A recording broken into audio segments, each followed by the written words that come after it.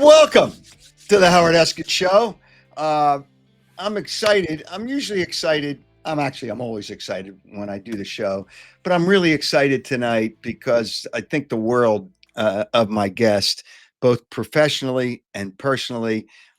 He's a wonderful guy, and that would be the best head coach in the NFL. The best, not even a question. That would be Andy Reid. But before we get to Andy, I want to tell you, I want to always thank uh, the company and the man that helps present this program, the show title sponsor, and that would be Stillwell Financial Advisors. Jeff Stillwell can help you a lot with any part of your wealth. Good guy, great guy, knows his stuff. If you want to get a hold of Jeff and have him help you out, 732-343 0813. That's 732-343-0813. All right. After we speak and have our conversation with Andy Reid, there's some things that I want to address with the Phillies. An event that I did yesterday. What was it? It was a dedication to the Eagles' last Super Bowl win, which obviously has a little bit of a connection with our guest tonight. And we'll talk about the NBA. But first, I want to tell you about Audi Westchester and the new 2025 Audi A3 Quattro, and a special price for our viewers and listeners, $439 a month for the new 2025 A3 and the 2025 A5 Sportback for only $529 a month. Only you, our listeners, let them know that hey, listen, I want the deal. $2,500 down plus taxes and registration fees to lease the new 2025 A3 or the 2025 A5 Sportback. Audi Westchester, 1421 Wilmington Pike. Great prices. Check them out on the internet, AudiWestchester.com. That's AudiWestchester.com. And you want a pool. Doesn't everybody want a pool? Yeah. See how nice that pool is? Piazza Property Pros can help you out. And they're cranking it out. And they are really good. 25 years of experience. They don't subcontract, which makes it good, whether it's landscaping, fencing, pool maintenance. They have got you covered. Piazza Property Pros. Trust Piazza Property Pros. Give them a call, 610-566-2608. That's 610-566-2608, piazzaoutdoor.com. And you want to save money on your internet? Save it with Cutting the Cord with Jason. Jason offers an incredible service. He'll save you lots of money. Here's his number, 215-801-5858. That's 215-801-5858. Okay. I told you he's a special guest, and he's a special coach, and he's a special guy. Let me welcome into the program the best coach in the NFL today and maybe all time, and that would be Andy Reid. Andy, welcome. Time's yours. Great to be on your show here, Howard. I feel like I've gone back 14 years here, and I'm sitting there with you, enjoying you on the radio. I tell you what, the podcast world is great. And by the way, Big Dom says hello. So he heard you were going to be on here, and I know you stay in touch with Dom. Dom is great, and great in so many ways, and we both know that. But so are you. All right, so let's get started here. You have coached 26 years, 14 with the Eagles, 14 with Kansas City. How does coaching remain fun for you? Yeah, I get to do something that only 32 guys in the whole world get a chance to do, and that's be a head coach in the National Football League. So I respect and love that part of it. I also get to be around a bunch of guys that are good guys, good people. And so as I get older, as you can see, as I get older, those guys all stay the same. All right. So I'm seeing the same faces, just different names and personalities, but they're young guys, and they keep you on your toes. Well, yeah, but you have to keep them on their toes too. That goes to one point. I make a point. Players rarely get respect and love towards the coach, and if you have both, you got it locked in.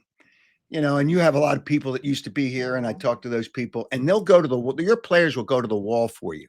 How do you get both? You have to be firm sometimes. How do you get both? The respect is one thing, but how do you get them to also love you and what you do? Yeah, I think most guys just want you to be honest with them. And so in today's world, sometimes that's hard to get is an honest answer, good or bad.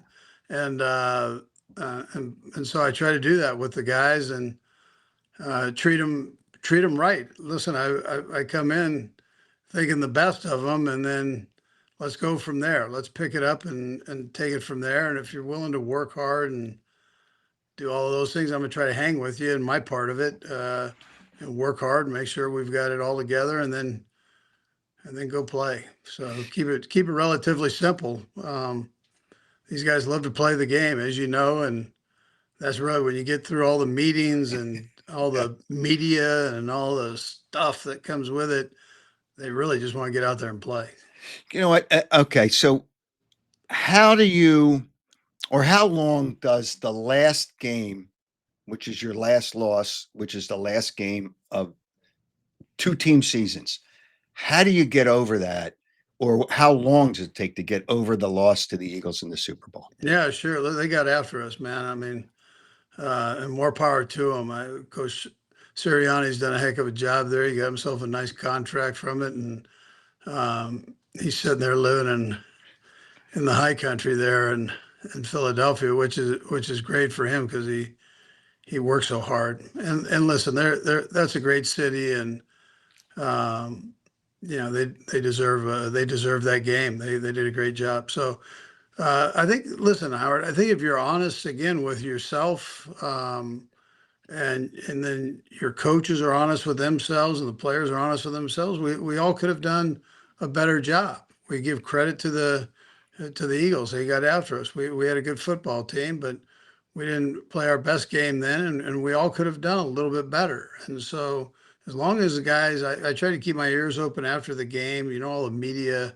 that you have to go through after Right. winning or losing. You've got to hit all these different media outlets. And so I listen and keep my ears open, and my guys took responsibility for it. And each one of them that spoke said, "Look, I could have done better. I mean, I could have done a better job." And I think if you take that approach, you have a chance to be halfway decent the next year, and be a good football team. If you're pointing fingers at each other and saying you stink and it's all his fault and this and that, I mean, you're probably going to get your tail kicked the next year. So, but I think our guys have done it. They did a good job right after that game. And those, as you know, that's an emotional game. I mean, it doesn't get any bigger than that in this business. And so, when you lose, it's not the best feeling in the world. But again, if you're willing to attack that part of the whys, then you can, and you're honest with it, you normally good things can happen for you. Jimmy Johnson said, he probably said it to other people, but I know he said it to me, and he said it to, I'm sure, many people. A loss hurts so much more than the excitement that you get from a win. Is that the feeling that the way it turns out, you get a win and you're excited, but a loss just sticks with you longer than the excitement of the win? Is that reality? Yeah. So I think anything that you do that you exhaust yourself, I compare it to like studying for finals, but you're doing it every week for 17 weeks or 20 weeks in case if you're going to the Super Bowl. I mean, if you're really exhausting yourself, and then you go out and you don't perform your best, it hurts. I mean, it should hurt. Yeah. That's how it goes. You didn't win whatever that challenge is. So so that yeah, they do. The losses hurt. With the wins, it just kind of keeps the flavor a little sweeter in the office. But as you go through the next week, but you're kind of putting it back. Okay, we won that one. Okay, let's go. Get on to the next one here, and let's roll. Let's get whatever we need cleaned up and move on. So you don't think about it quite as much. You know what? It's so hard uh, to keep teams together when you just get to the Super Bowl, let alone win it. So, how difficult is it? You won two in a row, but you went to three in a row. And then what was it? Uh, 4 out of 5 or whatever it was. Yeah. But whatever it is, how difficult is that? You know, you lose players. You can't help it. They go somewhere else, they get more Sure. money. So, how difficult is that? And you guys did a pretty good job of it, but it kind of caught up to you, I guess, last year. The Eagle, your offensive line, let's be honest about it, just couldn't contain the Eagles' defensive pass rush. And, that's part of reality. But how do you keep a team together when you win? Yeah, that's a tough thing because you have this thing with the salary cap, and both our teams are lucky to have we're lucky to have Brett Veach and his crew that does it here, and Howie Roseman and his crew do it in Philly, and so we've been lucky to stay competitive here for a number of years, and because of that. But you've got to really maneuver around that salary cap. Now we don't push as much money forward as maybe what the Eagles had done. So it's a little different dynamic in how we get to the point of getting these players. But at the same time, we've been able to replenish with some good guys, and as Philly has. So but that's one of the tougher things in this job. I mean, there's such a small margin between winning and losing in this Yes. thing, and and you've got to if you have good coaches and your players aren't up to snuff, then you're probably not going to win. If you have good players and your coaches aren't up to snuff, then you're probably not going to win there either. So, but if you have that combination, if you can figure out how to get that combination together, you stand a chance of competing at least for a championship. You know what? How do you stay? You see, Nick Sirianni, and I think Nick's a terrific coach, uh, but he's very emotional on the sidelines a lot of times. Sometimes you got to stay under control, um, because there's always something next. But how do you stay so calm? And I've seen it, and you see everything that's going on. I've noticed that. But how do you stay so calm on the sidelines? I like, I got to tell you, I like emotion, but how do you stay so calm? Yeah, I was born with red hair somewhere along the line, so I had I You used don't to have have a it temper. anymore. Yeah, I don't have any hair at all, but and what I've got isn't red, but so there was a temper there that I had to kind of control when I was younger. I was a big kid, and big kids with a bad temper can be an issue for the little guys, and so I learned to control that, and I just kind of carried that over, I think, uh, through my late teens and into my uh, into the college. So it worked out okay, at least most of the time. But uh, that's what makes the world go round. Nick does a heck of a job, and his emotion helps drive his team. I mean, I think the guys feed off of that, and um, so that's okay too. You know what? They in Philadelphia, you know how they are. They always go after the head coach. You kind of were used to that.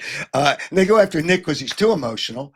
They went after you because you weren't emotional enough. Sure. I mean, it's different in Philadelphia than I'm sure it is in Yeah, Kansas that's City what's with so the Wings. great about Philly. I mean, Philly's going to be honest with you. They're going to call it like they see it. Um, I've been lucky to be here in Kansas City. It's the same type of thing. I mean, the fan base here is unbelievable, and even though it's the Midwest and it's supposed to be poo-poo, it's not. That's not the way it is. I mean, these people are into it here, and the kingdom gets a little crazy. So they're gonna. We're lucky, and I've been lucky to be at three places with a educated fan base. So between Green Bay and then Philly, and then here, these people know they've seen some good football, so they know what they're looking at and what they want, and they're behind you 110%. So I mean, I always got that. I didn't let that didn't bother me in Philly. That part, I mean, I understood where they were coming from. Yeah, Uh, it's they're different. I mean, I remember. I'll go well, back. listen, you're one of them, so you got it. You're putting, you know, but I'm emotional, but at least I try to get it right. You're not always right. You've yelled at me a few times, but we get over that. But it's just I go back and I was really happy for you. You knocked on the doors so many times after your first Super Bowl. I remember seeing you on the field. I have a photograph of it when I saw you on the field before you went up on the stage. Joe, let's put and I was so excited for you. And that was your first, I believe that was your first Super Bowl win. Um, what was that like to win finally win a Super Bowl? Yeah, no, I waited a while, Howard, just so you and I could hang on to each other there, man. Um, it it uh it was a great experience. I mean, so much time and so many times we were right knocking on the door, as you'd say. We were right there and couldn't pull through. I wanted to get one in Philadelphia for the city of Philadelphia. It didn't work out. It came close, but it didn't work out. But coming here and being able to get that. There's nothing like it. There's nothing like winning that son of a gun, man. It's just it's a great experience, and it's hard to explain to people, but it's really something. I mean, it's football euphoria, I guess. It's the highest of highs. You know what? You've only had, and it's amazing I had to check a few times. You've only had two losing seasons in 26 years. The way I looked at it, and you had to learn things over time. What did you learn? I remember when I first met when I first met you, you were all alone. You just needed some company at that Super Yeah, Bowl news conference. You were reading the and nobody newspaper. wanted to talk to me. I'll tell you. Yeah, right. You're reading the newspaper, but don't worry about it. Yeah, Nobody reads a newspaper anymore anyway. yeah. But but what have you learned? Okay, and then shortly thereafter, I think that was in San Diego when the Packers were in the Super Bowl. What have you learned as a head coach over years? Your years in Philadelphia, and then you move on, and then you go to Kansas City. You know, I guess we all learn every day, but what have you learned? Yeah. I mean, I've learned a ton. I mean, this thing it's crazy. It's a crazy business. There are a lot of ups and downs that you have to deal with. I would tell you that being consistent, I think, is a big thing. I mean, players kind of want to know how to get from point A to point B, and we probably all do in our own world. But and let's not like throw a bunch of hurdles in there, other than the hurdle of playing these games. I Mm-hmm. mean, those are big enough hurdles. So, but let's keep it consistent, and let's keep it simple, and let's work hard, right? Work hard and um, be honest with ourselves, and go forward, And so I've tried to keep it that way over the years. Now you learn a ton. I'm probably a lot softer. I joke my wife. I mean, now that I've got 13 and a half grandkids, I've got one in the oven here. So, I mean, I think I tear up watching Bambi. I mean, I'm going, come on, man. I mean, this is crazy. So, I never was that way in Philadelphia, but that's part of life, and I think you appreciate it more the older you get. Well, the one thing I learned, and I don't know how you did it. I don't know how you ate two Tommy burgers every day after school. I mean, that I went there one time when my kid was out at USC. Yeah, you got to Yeah, go to Tommy Burgers. Well, wait a minute. yeah. And all thing with the chili and the mustard and the ketchup and the cheese. How did you? Well, listen, you were raised on cheesesteaks. I mean, Tommy's wasn't that far off of a cheesesteak, so about the Yeah, same amount of grease in each. But yeah, right. yeah, It's crazy. All right. The other thing that you do, and you do a lot of things well. I mean, I don't want to minimize the other things you do great. You can identify, it seems to me, and other people, you can identify a quarterback. You identified Donovan McNabb before you drafted him, and then you identified Patrick Mahomes. Let's first deal with the McNabb situation when all these nitwits in Philadelphia and the guy on the radio in the morning was killing you because he wanted Ricky Williams. It wasn't yeah. even the best back in the draft, but you identified Donovan McNabb and he's a really, really good quarterback. How do you identify? How did you identify Donovan and identify quarterbacks? Yeah, it's crazy. Kind of similar situations. At that time, Tom Modrak was a general manager, and he had Mark Ross as his college Mm-hmm. coordinator, and Mark Ross was loving Donovan McNabb, and really, between Mark really selling me on Donovan, Now I had some background because Coach Pasqualoni had come to visit me in Green Bay a couple Hmm. years in a row, and had told me when Donovan was a freshman, he said, "I got this quarterback that I think is going to be a heck of an NFL player, and he's just a pup right now, and I kind of want to learn a bunch of different things from you here, whether it's a screen game or whether it was some of our zone run game, and I want to incorporate it in there along with some of your pass game." So he spent a couple years with us coming down in the off season, and so how's Donovan doing? Oh, he's doing great this year. He had a great year last year. He's doing great coming up. He's worked hard. So I felt like I knew Donovan before I met him. And then Mark Ross stood up on the table for him and said, "This guy is unbelievable." So, and then when we come here, um, you know, I've got Brett Veach who comes with me. Yep. John Dorsey's the GM, and then Brett's kind of his chief scout guy and college scout guy, and he goes to Dorsey and he goes, "Hey, listen, I've got this kid, man, in my area, Pat Mahomes. You need to see him. He's the best I've ever seen." And so, then you get as a coach and as a general manager, you dig in if you trust the Hmm. guy that's telling you that. So with Mark, I dug in on Donovan, and then I really spent a ton of time looking at him, met with him, and I think as many times as you can meet with a guy in different environments, whether it's in his school or whether you bring him into Philadelphia, you meet him at the combine, Senior Bowl, wherever it might be, spend as much time as you can with them. I think that helps. You kind of figure out what they're all about and kind of how they see things. And, then we did the same thing with Patrick. Um,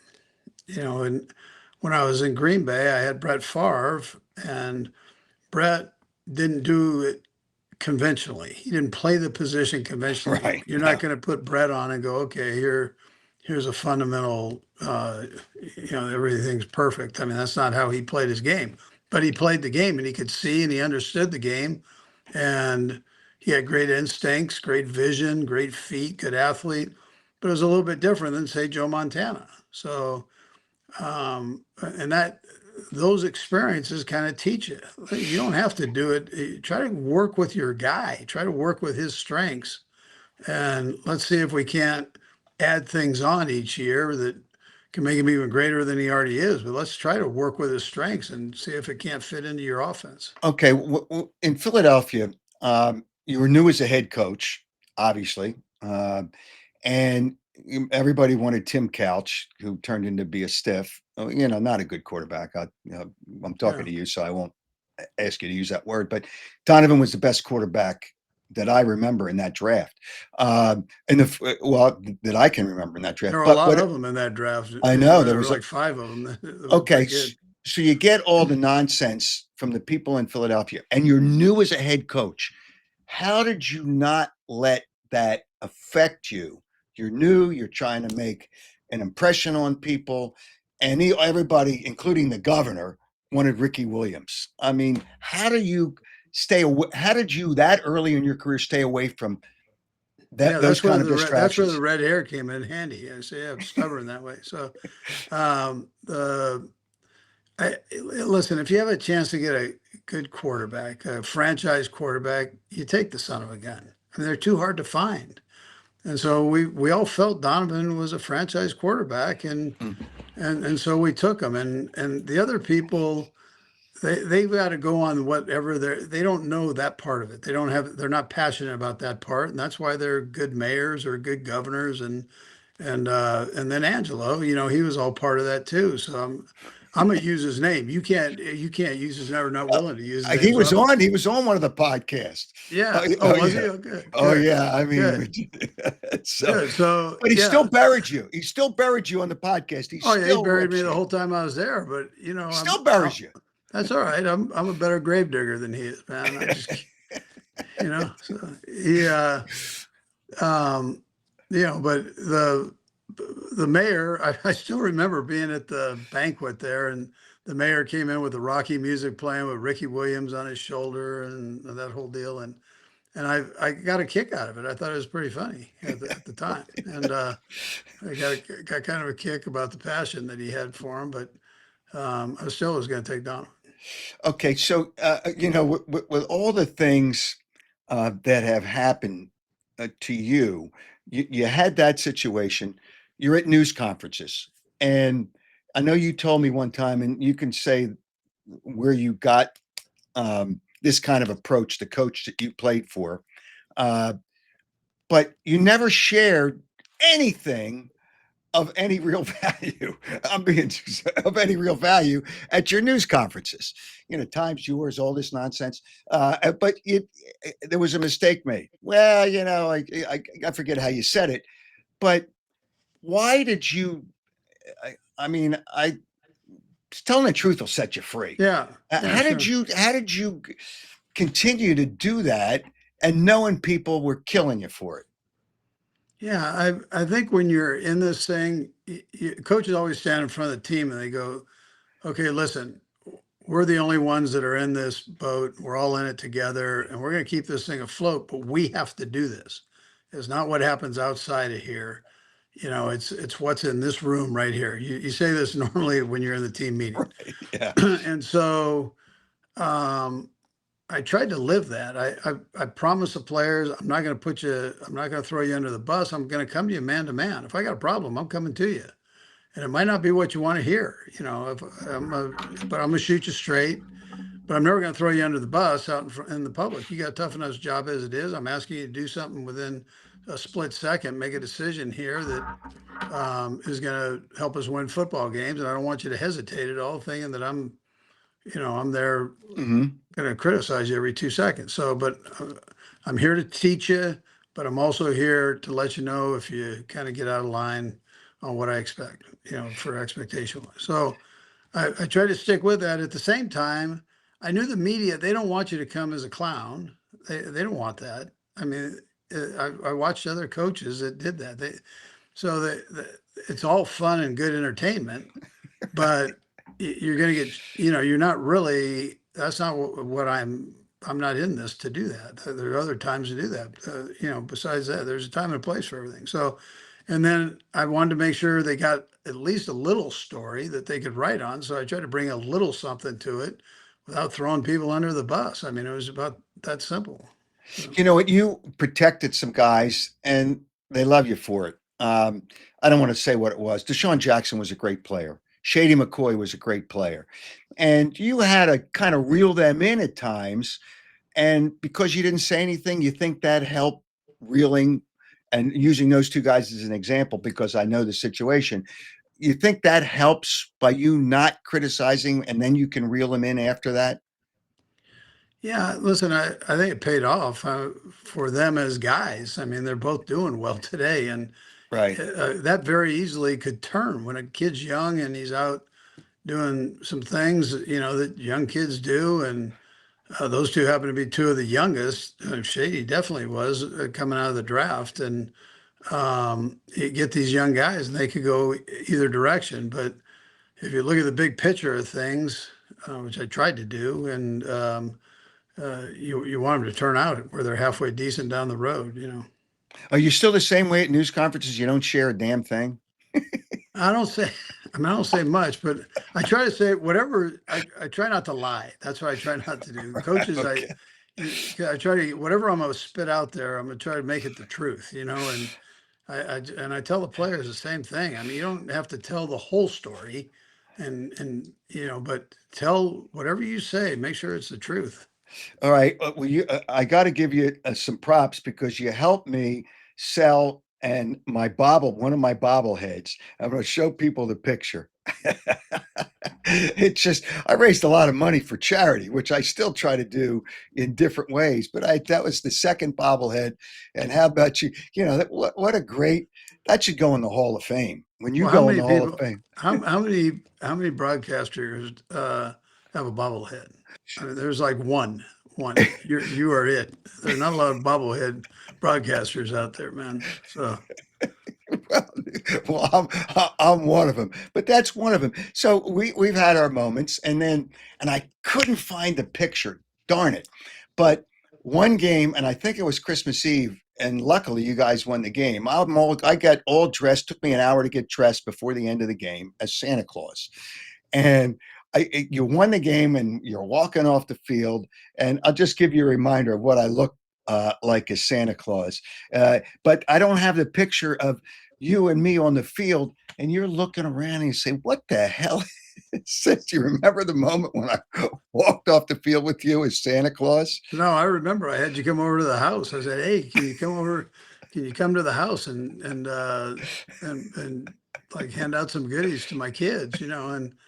And then you came over, which I thought was hilarious. My kids were young, and my my oldest daughter was young, but she knew what a Rolex was. She goes, after you leave, she goes, "Dad, does Santa wear a Rolex?"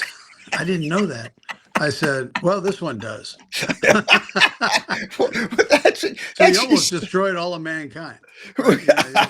yeah. Well, that's what you said to me when we're walking off the field. You're looking around and say, "What the hell is going on here?" Walking off the field, and I'm walking alongside you, and then you see the watch and you see the Rolex. You said, if Santa's wearing a Rolex, it must be Howard Eskin. Yeah. Chip Kelly said the same thing. I went into a news conference with him as Santa Claus, and he saw the Rolex. I guess I got to take the watch off if I want to try to remain anonymous. But you know what? The thing that I think, and this is just me, and I appreciate you. I mean, I remember the time she yelled at me. One time, you're walking into the news conference, and I said something on a report on the sideline. He says, "Don't you dare ask me that question in the news conference." So then okay. So then after you're done, I walk in your office. It's just won by 20 points. And you're worried about what I'm going to ask you in a news conference. And then 30 seconds later, we're laughing. And I announced Stuart Bradley's injury before you did. You got pissed off at me. Hey, it is what it is. And then, these people in Philadelphia think you are time management. You have to call a timeout because the guys aren't lined up correctly. So I found out, and I won't say who it was. One of the guys wasn't lined up correctly, and you had to call a timeout. You're inside the 10. And then I said on the air, he says, "And why did you have to say who was not lined up correctly?" I says, "Because there was an issue there." And I found out who wasn't lined up correctly. And, and then we got over it. But I don't see, the thing is, I don't mind you showing your emotion to me. And you did it not a lot of times, but you yelled at me a few times, which is okay. Yeah. Hey, listen. Uh, uh, yeah. I don't have anything to say. Yeah, I know you don't, because you Time's yelled at yours. me. Time is mine. Well, you know what? I do appreciate that. And I'll ask you one last question, because somebody has a comment here on the show, sent in a comment. What is you're going to say the Super Bowl, but outside of Super Bowls, what is your finest moment in football? It's a tough question. You know what? I would tell you, it's not necessarily the Super Bowl. It's being able to win um, an NFC championship or an AFC championship at home. That is a very high. And now I leave Philadelphia and come here. We were able to do that in Philadelphia, and it was a nice cold day or evening, and we win the championship to go to the Super Bowl, and every fan stayed. Everybody was there, and you're at home, and there's just something special about it. Come here, and now there's even a little bit more spice to it because it's the Lamar Hunt Trophy. So, I mean, how great is that? Here I get to hoist the Lamar Hunt Trophy Right. for the AFC Championship, and then hand it, or at least hand it to Mrs. Hunt.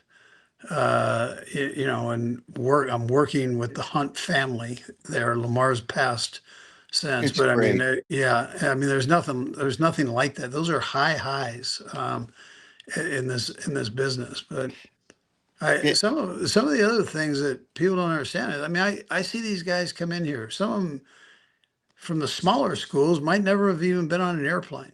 They come in, and in a year or two in the business, they have a chance to buy a house. I mean, how great is that? And then they're able to save some of their money and do some good things. You mentioned Shady and you mentioned Deshaun. I mean, here you've got a guy that's making it in the business, in your business, and then you've got a guy that's a head football coach at a college. I mean, that's something. And to see that, I mean, I'm proud of those guys, like I am for my kid. You know, you appreciate those things. You know what? I will say this. Jeffrey Lurie, and there's always an expiration date at some point on a coach. And people always ask you when you're going to retire. Don't retire until you want to retire. Don't that's again. I'm tired of people. Again, I remember I asked you that. Well, I got Patrick Mahomes. I ain't going anywhere. When you won that first Super Bowl. But the thing is, Jeffrey Lurie is a great owner. The organization, the Eagles, is a terrific organization. But now you have a lot of people from the Eagles. Mark Donovan is your president, and he's a terrific guy.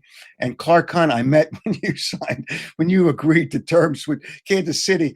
It's funny. It was at Atlantic Aviation where you agreed to be the coach of Kansas City. So I waited in the lobby because I knew the people there, and luckily you guys let me stay there. And I just waited and wanted to see what happened. But I got to meet Clark Hunt there.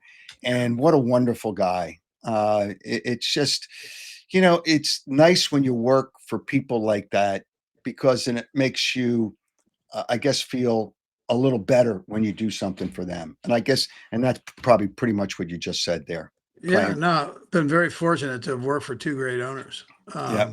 Green Bay didn't have an owner; it was the Yeah. board. Right.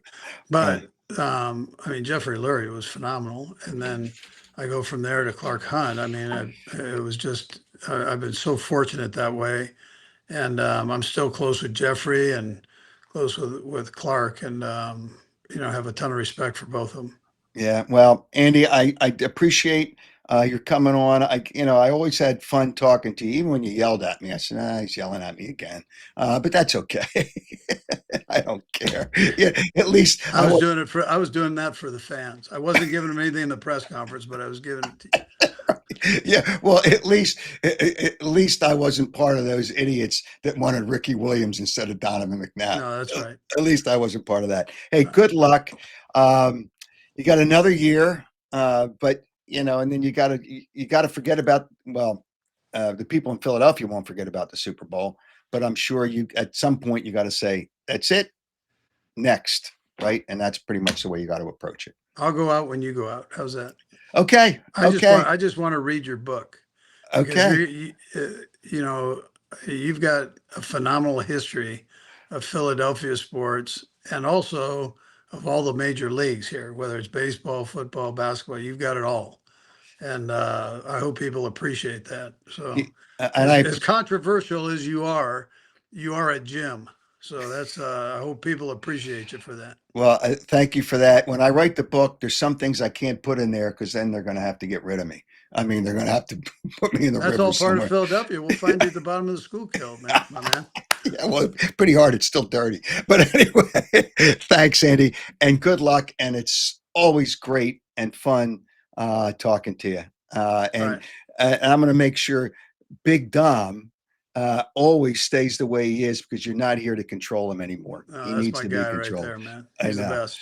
Yeah. Yeah. All right, Andy. Have a great day, a great week, and have a great season coming up. Take All care. right, Howard. Appreciate you. All right. Take care. You too. Andy Reid. He really is. People didn't really know. They didn't really know the real Andy Reid. Um, they really didn't know the real Andy Reid. He was. He's got a great personality, but he didn't want to show it. Uh, I see, Pat. Great conversation between two Philly icons, and I want to tell you, when I have people on the podcast, it's not an interview. It is a conversation because it's just two guys shooting the whatever, and that's really a part of it. So he just, but yeah, I remember when people were killing him over McNabb. I don't think they killed him in Kansas City over Mahomes, but to go from 27 to 10 in the draft, that's not that's not really easy. All right, there's some more things that I want to touch on. Absolutely. But my thanks to Andy Reid, and hopefully people enjoyed that. Uh, I want to talk about the Phillies. I want to talk about the NBA, but I also would love to tell you because he's an important part of this program because he's the presenting sponsor of this program, and that is Jeff Stillwell, Stillwell Financial Advisors. Uh, you got something, not something, you got some wealth that you want to invest. Jeff knows the deal. He knows what to do. He's, I mean, a regular guy. He'll explain it to you. 732 343 0813. That's Jeff Stillwell, 732 343 0813. Also, I want to tell you about a great deal. When I say a great deal at Audi Westchester, Audi Westchester has a deal for you. You're the ones that are seeing this or hearing it. Leasing a new 2025 Audi A3 Quattro for only $439 a month. New 2025 Audi A5 Sportback for $529 a month. That those two deals are really great deals, and they're not going to last long. So, if he who hesitates sometimes is going to be lost and you'd lose the deal. All you need to do is put $2,500 down plus taxes and registration fees. Lease a new 2025 Audi A3 Quattro, Audi A5 Sportback, 36 months, 7,500 miles per year. Stop by Audi Westchester, 1421 Wilmington Pike. This offer won't last long, I'm telling you. Get it while you can. That's AudiWestchester.com. AudiWestchester.com. All right, you want a pool, and you waited too long to put the pool in, but you can at least talk to Piazza Property Pros. Great people. They know what they're doing. Whether you want to take care of your grounds, you want pool renovation, whether you want landscaping, fencing, and you want a new pool, they make pools better than anybody. 25 years of experience. They don't subcontract. They do it right. Top-notch craftsmen, and their work is done by their people. Whatever you want, you can trust Piazza Property Pros. Let me give you a number, and they'll work with you. 610 566 2608. That's 610 566 2608. PiazzaOutdoor.com. You want to save money on your cable? You can do that with Jason. Cut the cord with Jason. Offers an incredible service. He'll come out, cut your service off, set you up with new internet service with streaming channels. People don't quite understand. When people have called Jason, they don't quite understand what it is. It's not just getting a box. No. That's not what he does. He sets it up. You'll get all your national channels, all your local Philadelphia Pro games. You have a second home. He'll install that, same charge. Jason can set it all up and save you money. 215-801-5858. That's 215-801-5858. All right. A couple of things I want to talk about. I want to get to the Phillies, but before I do that, I was honored to be the MC at a dedication out at Philadelphia Sports Hall of Fame, Spikes Trophies out in the Northeast. There was a mural put up there to dedicate, there's the mural, to dedicate it's a dedication of the Super Bowl wins. Both of them are up there. The last one, Super Bowl 52, and then the current one, Super Bowl 59. Mural Arts of Philadelphia was obviously behind this, and to do that. And there's some other, the artist, David McShane, there he is. David McShane was the artist for this fine project. And again, I was honored to be the MC at this event, and that was Tuesday at the Philadelphia Sports Hall of Fame, Spikes Trophies. Fans came out there. I'm trying to help this guy out and trying to explain a few things to him, doing that. But it was all part of a great midday afternoon out there for this dedication.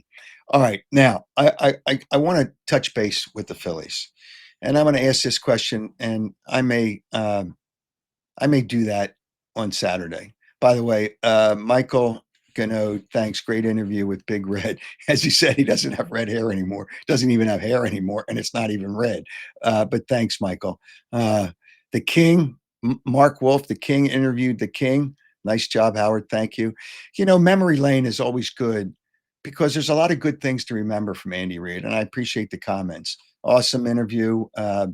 That was what was it? Mark Wolf was the King interviewed the King.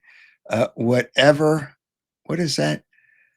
Whatever a life gaming. I don't know. Awesome interview, Howard. You have a lot to respect from some of the greats. A lot of respect from some of the greats, and you know what? I treated him fairly. I treated him fairly. And I said what I had to say. And I knew there's times when Andy Reid wasn't going to be happy with me, he yelled at me, got it out of his system, and, we moved on. He couldn't do that with the other media guys, but it's okay once you understand that somebody's trying to do their best. And Andy understood that. All right, the Phillies. The big question is, are they good enough? I've told you in the past, I do not think they're good enough. What should the Phillies do? Maybe we'll have one show and we'll discuss that. Maybe Saturday we'll discuss what the Phillies should do, all your ideas, and then I'll tell you what my ideas are. I don't know that they're there. I don't know. I really don't know that they're there. I was at a business function. Kenny Dunnick, who has a couple of magazines over in New Jersey and has a business group. I remember talking to one of the guys there, and we talking about the Phillies. And he says, somehow Bryce Harper came up. And I said, right now, and again, right now, after 14 years, Bryce Harper's not a Hall of Famer. Oh, yeah, yes, he is. I says, well, tell me why he's a Hall of Famer. He says, well, he's won 2 MVPs. Okay. He's won a World Series. I said, no, he has not. Washington won the World Series the year after he left. So he has not won a World Series. Well, he drives in 100 runs every year. 14 years, he's only driven in 100 runs. He's only had 100 RBIs twice in his career. Twice. Once with Washington and only one. And he says, oh, he's got it every year with the Phillies. He has 100 RBIs. No. He's had it once with the Phillies his first year. That's it. So he's only driven in over 100 runs twice in his career. 345 home runs is not a Hall of Famer. I don't think he's going to get, matter of fact, I'd be shocked if he gets to just 400, and that's not Hall of Fame level. If he just gets to 400 by the end of next year. I know he swings for home runs, and that's why he's always hurt, because it's so violent. It's such a violent swing. I just don't. There's a lot of things. They don't have a good enough outfield. Nick Castellanos is actually not a bad guy, but you can't go off on the manager. And I'm sure he used a 4-letter word, and he was probably more than vocal about it. You can't do that. He took you out for defense. Big deal. Big deal. It's in Miami, so you're not going to get another at bat anyway. He took you out, so you took him out for defense. Big deal. And the other guy's better defensively. It's just, he's got to get over that. I don't know if his contract's up at the end of this year or the end of next year, but there's some people that won't be there with the Phillies next year. But their window, here's the problem that I see. Their window is not open much longer. And I don't know if it's open now. I don't know. They're picking up players for cash considerations. I mean, that's not going to do it for them. I don't know what they're going to do with the trade deadline, because they don't really have anything to trade except the younger players. And you don't want to get caught in that trap. The general manager in the past at his other teams, Dave Dombrowski, has traded away young players, but I don't think John Middleton, by the way, John Middleton, I know he donates a lot of money to charity. He's got to stay out of the, baseball decisions. He's just got to stay out of it. You hire a general manager and you let him do the job. But right now, I just don't think the Phillies are good enough. And then I want to touch on the NBA. I don't know that anybody's watching. Nobody I talk to watches the NBA finals. They just don't watch the NBA finals. It's like, why would you watch the NBA finals? It's two good teams, but it's just the game is just not good. Just not good. It just it's just not a good game anymore. It's a broken product. And then I saw where the player out of Rutgers, who's Ace Bailey, who everybody considers as the third pick in the draft, which the Sixers have, refused at one point to work out for the Sixers. I don't know if he's eventually worked out, but he's refused to work out for the Sixers. I don't know what's behind that, but it doesn't matter what the Sixers do. They've screwed up the third pick in the draft. They screwed up the first pick in the draft. They screw up everything. And Daryl Morey is the last guy I want making those decisions. But feel at ease. Daryl Morey admitted, and he's at ease. He's at ease because he's using AI to help him evaluate players, not Allen Iverson AI. AI. AI, yes. Yeah, artificial intelligence. It's unbelievable. And I'm going to leave you with this. There's a really good event, and I support uh, the two I support all SPCAs, but the two SPCAs that I know of in Delaware County, Brandywine Valley SPCA, and Providence Animal Center. Well, Brandywine, I can tell you, Brandywine Valley SPCA has an adoption event this weekend, July 21st and 22nd. Now, on the screen, if you can see it on the screen, that QR code will get you to Brandywine Valley SPCA, the adoption event, so you can register. They have a lot of good animals there, dogs, cats, the doggies, the cats, the whole thing. And it's a great event, and they always have a lot of people. And I suggest, and hopefully it's not raining and it's not too hot, I suggest you get there. You get there this Saturday or Sunday. So, Nicholas, thanks for your comment. I don't call myself the king, but you can do.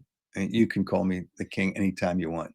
Uh, uh, so, but whatever. Get out to that event. Thank you. Thank Andy Reid. Thank everybody. And if you want to be alerted to the podcast, I tell people subscribe to YouTube. We're on Twitter, Facebook, Instagram, YouTube, Spotify, and Apple and Amazon Music are audio, but the first four are video and obviously the audio. But subscribe to YouTube. You subscribe, you're notified whenever I do it live. Uh, it's just it's easy, so you'll know when I'm coming on. Thanks to everybody for being a part of the Howard Eskin Show, and we'll see you on Saturday morning at 8 o'clock. Thank you, and have a good night and a good day tomorrow.